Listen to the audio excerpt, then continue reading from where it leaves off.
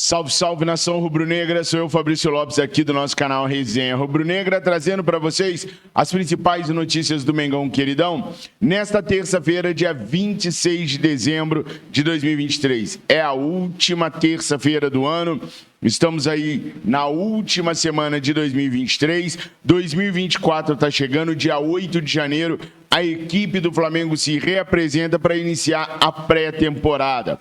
O técnico Tite, que recém fez cirurgia no joelho, é quem está comandando toda a situação de contratações, indicação de jogadores, datas, atividades, ou seja, o Tite está sob o comando total do Flamengo neste momento, no planejamento para 2024.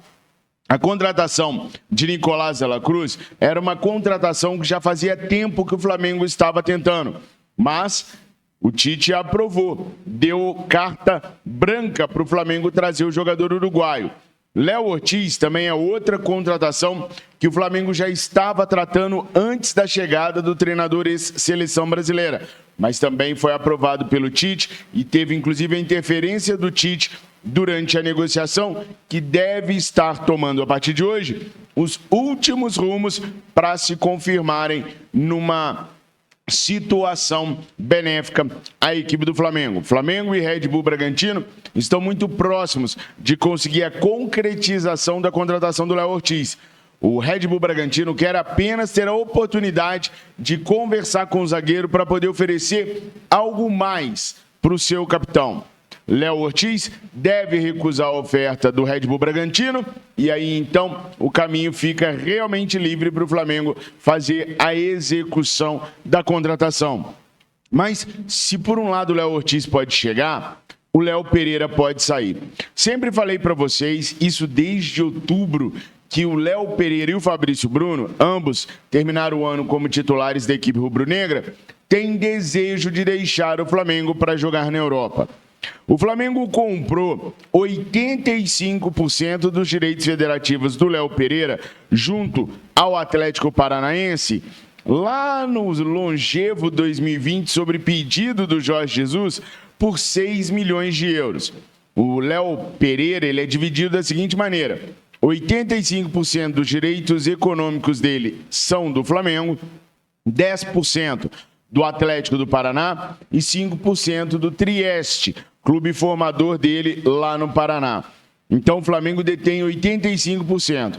O Olympiacos da Grécia é o time que se interessou pelo Léo Pereira, mas os caras ofereceram apenas 4 milhões de euros, ou seja, um valor muito abaixo daquilo que o Flamengo comprou, pagou para o Atlético do Paraná em 2020.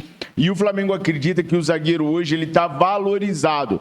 Então o Flamengo não aceita vender o Léo Pereira por menos de 7,5 milhões de euros. 7,5 milhões de euros daria ao Flamengo 6,350 milhões de euros de entrada.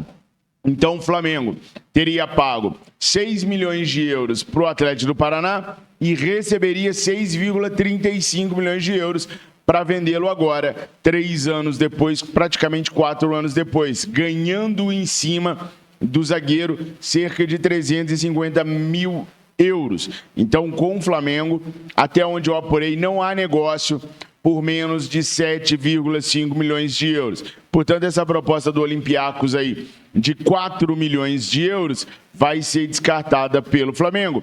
Até porque 4 milhões de euros na divisão dos direitos econômicos entre Flamengo, CAP e Trieste, daria para o Flamengo apenas 3,4 milhões de euros.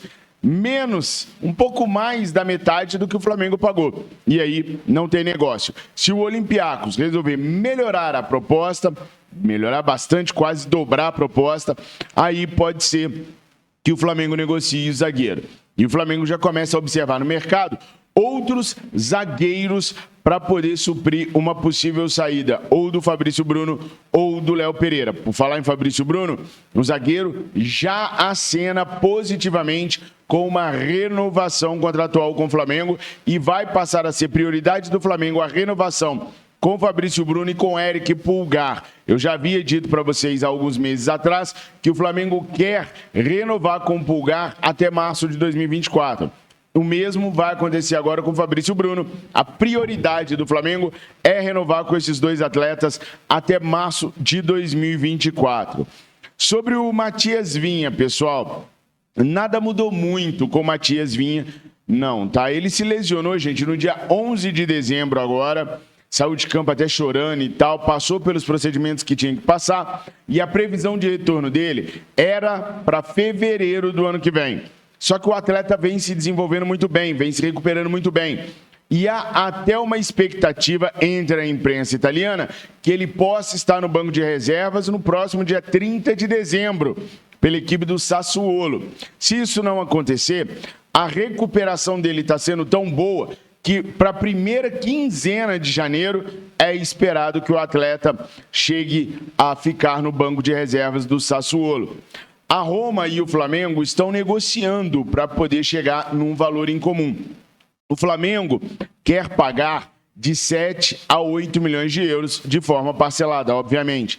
E a Roma já deixou o valor cair de 10 para 9 milhões de euros. Então está muito próximo o que o Flamengo e a Roma pretendem ali pelo jogador. Mais alguns dias de negociação e eles devem chegar num meio termo ali entre Flamengo e Roma. Como eu falei para vocês, o Flamengo espera poder pagar 8 milhões de euros. O valor já está ali perto. Daqui a pouquinho as duas equipes se acertam, uma vez que eu trouxe para vocês há alguns dias atrás com exclusividade, que entre Matias Vinha e Flamengo está tudo certo. O jogador já até expressou ao Roma a vontade de vir jogar no Flamengo e o Roma já entendeu que o atleta deve ter o seu destino no Flamengo. O Internacional de Porto Alegre está procurando reforçar o seu time para o ano que vem para tentar ganhar o Campeonato Brasileiro, que faz mais de 40 anos que os caras não ganham. O objetivo do presidente é acabar com esse ciclo e vencer um campeonato de pontos corridos, coisa que o Internacional jamais conseguiu. Para isso, o Inter está em conversas avançadas com dois jogadores que são de interesse do Flamengo, Everton Ribeiro e Claudinho, do Zenit. O Everton Ribeiro ainda não acenou positivamente com a proposta que o Flamengo fez a ele. O Flamengo está irredutível sobre a questão do tempo de contrato e dos valores que o atleta vai receber a partir de 2024. Everton Ribeiro tem até a próxima sexta-feira para poder decidir se fica ou se sai do Flamengo. Enquanto isso, o atleta ouve outras propostas. O Cruzeiro é muito interessado no jogador, mas o jogador teria que aceitar uma redução drástica de salário. O teto do Cruzeiro para pagamento de salário é de R$300 mil, mais de 3 vezes menos do que o Everton Ribeiro recebe hoje no Flamengo. O Everton Ribeiro hoje recebe cerca de 1,2 milhões de reais no Flamengo. Teria que cair em 4 vezes, praticamente, o valor que ele recebe hoje para ir para o Cruzeiro, que é um clube que ele gosta e que tem o desejo de tê-lo novamente. Já o Internacional de Porto Alegre reduziria menos o valor que o Everton Ribeiro receberia e toparia pagar a ele por 2 temporadas, que é o objetivo do atleta neste momento. Até o final da semana, o Everton Ribeiro tem para decidir o seu futuro. Com relação ao Claudinho, o Flamengo sempre teve interesse no atleta, mas o Flamengo sabe o quão é difícil negociar com o Zenit. Há algumas janelas atrás, o Flamengo ofereceu 15 milhões de euros pelo Claudinho e o Zenit recusou.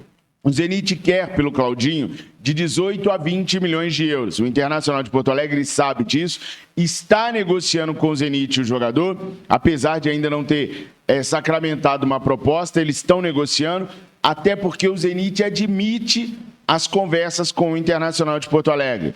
No Flamengo, ele também voltou a ser pauta. Na reunião do Conselho de Futebol, reunião essa que o Luiz Antônio Rubro-Negro disse que haveria uma conversa sobre o Claudinho, e realmente existiu. Parabéns, Luiz Antônio, beijo no seu coração, irmão. Ficou definido que o Flamengo iria procurar o Zenit novamente para poder saber as condições atuais para tirar o Claudinho da equipe russa. O Claudinho, que está em Santo André, participou de um evento ontem disse que para ele, até o momento, não chegou absolutamente nada de concreto. Que ele sabe do interesse de grandes clubes brasileiros nele, mas que ainda não chegou nenhuma proposta concreta. Assim que chegar alguma coisa até ele mesmo pediria ao Zenit para fazer a negociação. Ele disse que está realizando o sonho de jogar na Europa, mas que toparia sim jogar num grande clube do Brasil. Então, o Flamengo vai conversar primeiro com o Zenit para saber as intenções e os valores que o Zenit tem para poder abrir uma negociação pelo Claudinho, e depois o Flamengo deve procurar o atleta, uma vez que o Flamengo sabe que já foi uma vez lá no Zenit e que o Zenit foi muito jogo duro com o Flamengo.